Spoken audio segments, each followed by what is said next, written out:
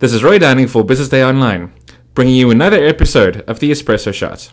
I'm joined today by Theron from Vestact. So Paul, what's big news?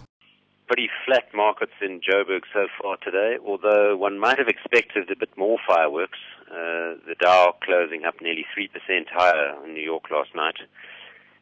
Pretty much the same thing we've had in recent weeks, to be honest. It's kind of like there's only an on and an off switch, so we're either up a lot or down a lot.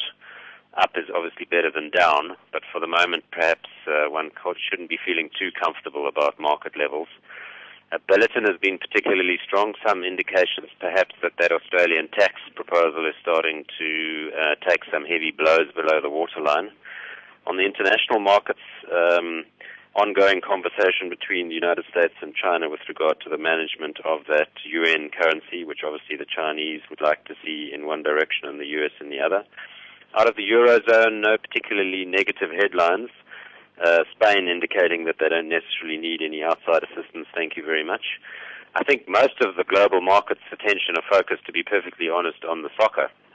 Whilst there's very little volume going through our market today, and that's explained by the lack of active market participants, I think we might see a similar thing in European markets. Perhaps the Americans will be a little bit more forthcoming this weekend. So just the usual ebb and flow of markets. We've got a couple of stocks on the local exchange which have gone ex-div, African Bank in particular, and that's on account of the public holiday next week, so they needed an extra day in the cycle.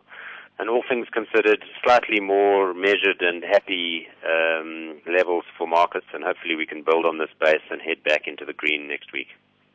So you're expecting the EJC to actually do well today? I expect it'll be fairly thin, and it's going to take its lead from the opening on the New York markets at 3:30. I mean, if they give back some of those gains, we could see our market run out of steam towards the close. At the moment, we're just below the line in terms of being slightly in the negative.